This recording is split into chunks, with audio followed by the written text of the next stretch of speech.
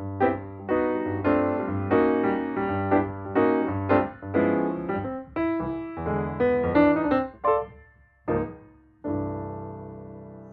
right, well, welcome YouTube channel, friends. I'm gonna teach you how to make Italian jarred sauce.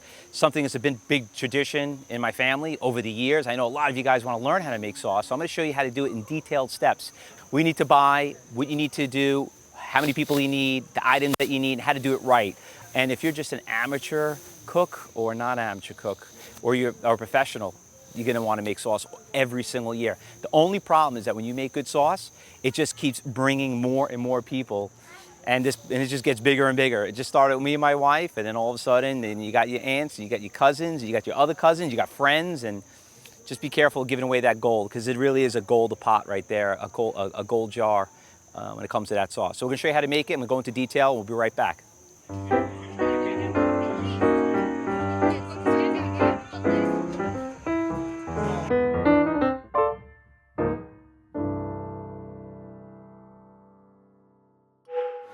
Right now, they're all in those little buckets right there. So we basically core them out, kill all the dead parts. You can see all the scraps are on the bottom. But you want to rinse them. Somebody didn't do a good job of cleaning them. You don't put those in there. You know what you do with this? Throw it out. You give it to the chickens. Even though we got them cleaned, you still want to clean them.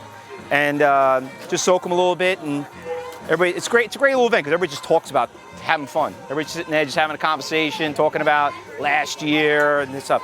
So this is like the social section, but this is the first step. You gotta cut them.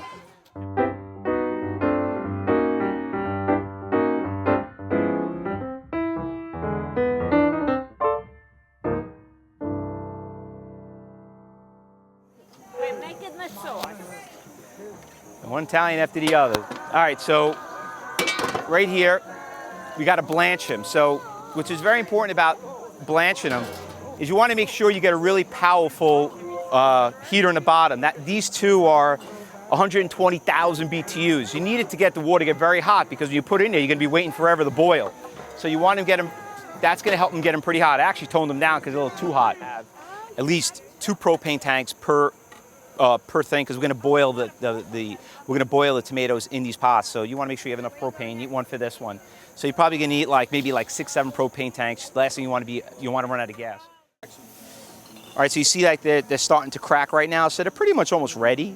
You can even feel them. You got to be careful. This is very, very hot. But I like to get it to a boil, probably about another 10 minutes after it's boiling, and then and that's going to help. You need to blanch them. That will soften them up.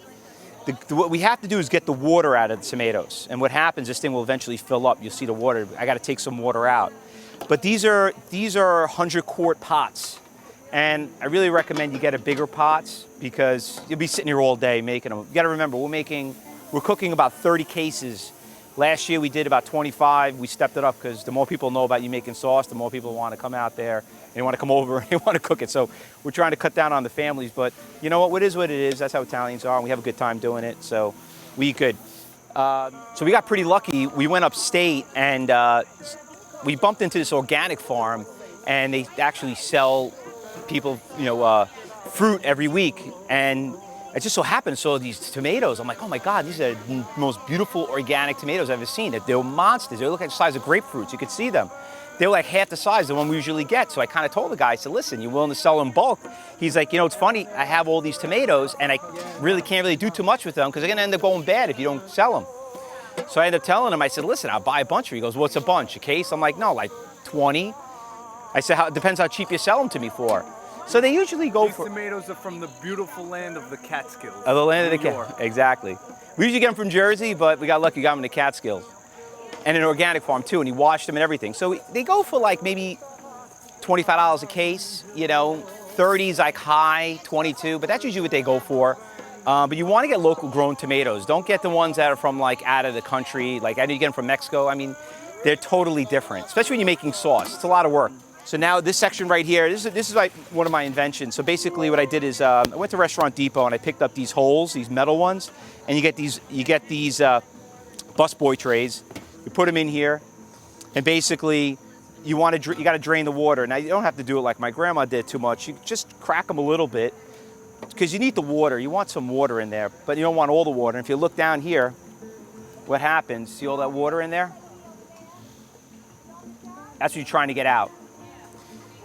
Now, the old Italians, what they used to do is they used to use cheese cloths and stuff like that. You know, it became too much work. Some people might use a strainer, but these actually work pretty good. They cost about $3 each. This busted thing costs about $3.50. So listen, you got to make an investment. So it actually works out pretty well. And then I keep a little bucket over here, which is I fill up my water, take it out and dump the water in there. I'll take that and throw it down the sink. So this is station 2. Once this is done, now we're gonna go to station 3, which is over there. You see that's the fun part, making the sauce over there.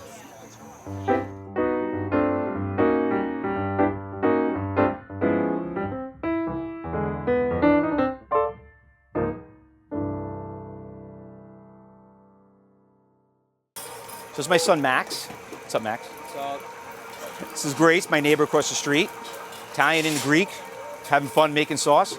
So basically, this is the fun part. So the kids love this part. So anyway, we got a really good machine, Italian machine. We used to do it with and we had 2 of them, but we ended up getting the right machine to do it. And you could see it's passing through the machine, and what happened, it comes out of here, and we'll do this probably, we'll run it maybe 4 times. And then the sauce just comes right out. And it's just finding that when you have the right machine, it makes so much sauce. When I first got this machine, in the past, our sauce didn't come out the same. Once we started using a really good machine, it just changed everything, especially if you're making abundance of it. If you're making like 50 jars, you could get away with the KitchenAid one. But like you get a machine like this, they range between like $500 and $700, but it's worth the investment, especially when you're cooking for a bunch of people and you want to bang things out pretty quickly. So you can see right here on this side, sauce is pretty much nice juice. It separates the seeds. Now we're going to just to let you guys know that we have chickens. And what's great about the chickens, this is all organic. So we'll take this, we'll put it, what's great about this stuff is you can use it as a compost. The only problem is that you have seeds and you might get some tomato plants that might end up growing on you. But it's pretty much just what we got going on right here.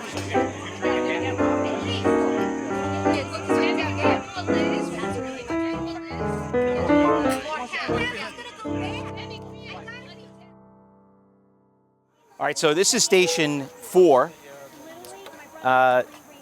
This is an outdoor burner. So this is the first time we got this. You know what? We used to cook the sauce inside the house, but it was a pain in the butt. You got to go in, you got to come out, you make a mess. You'd rather make a mess outside. You could power wash everything, and get things done. So this is a really powerful unit. Everything's done by propane. So what we're doing here is we're boiling it, and by boiling the sauce, we're getting the foam out. There's like a lot of residue that comes up to the top. So we're going to take up that residue and get it to a boil. You don't have to boil it that long. And by boiling it, it kind of like burns any bacteria, anything in there. But we want to get it hot, boil it, take out all the foam. You can see that there's foam. It's my nephew Mike. Mike's in charge of everything. He's my right-hand man. He helped me set up the whole place. So what Mike's doing right now is he's stirring the sauce. Want to make sure it doesn't burn. You always got to stir. This Yeah. burner has to be low. That one's got to be moved. No, it's just I'm really. going to turn that one out. And you can see the color is just amazing. It's beautiful. I mean, it's just, you can't get it in anywhere else. If you talk to any Italian, anybody else that makes sauce, they'll tell you right off the bat, they'll say, listen, there's nothing like homemade sauce. It really isn't. And you've got to be a genius to make it really well, but you just get better at it. All right, so this is station 5, which is my sister-in-law's. This is like the mother section. They love this section. My cousin Philomena, Mary, Sandy, so they love this section. This is the pouring section. So this is a very important section because now we're taking everything, we'll put it into jars. Now what we put into jars, okay, so we use Malaysian salt, and we basically put one teaspoon. These actually will get a half a teaspoon. These will get a full teaspoon in the bigger jars. And then we'll get fresh basil. We'll cut the basil. Like, you guys got to put a little more basil in this. Sue's not. I'm not responsible for the basil. Who's the basil, Mom? Your Got to put a little more mother-in-law. basil. Come on. Constantly going. Grandma. Is that just? That's right. Don't get the vaso di col. You can't. Don't be shy. Basil tastes great. Remember, we're making basil. Thanks, Grandma. You could switch them or not? So we're filling up the jars. Also, it's nice you get these metal ones, better than the plastic ones that you get. Seems like the sauce goes in a lot smoother. Once again, make an investment in what you're buying. We got the lids, we boil the lids. You got to replace the lids every year. You don't have to replace the bands, you got to replace the lids because when there's a seal on it, and when you break that seal, it won't stick on again because when we boil them, that's going to be a very important part. But we're pretty much at the end of the process of making sauce. So now we're pretty much just doing is just making all the sauce. Now we're just jarring it, and once we're done jarring it, then we're going to be boiling it. So right now we got the racks up there. We're starting to load them up. So we're at pretty much the finishing stages. We started around like 10 o'clock. It's about 3 right now, and we basically banged out about 30 cases. So you can see that's a lot of cases. But when you get good at it, eventually it just becomes normal. We're rolling with Dave.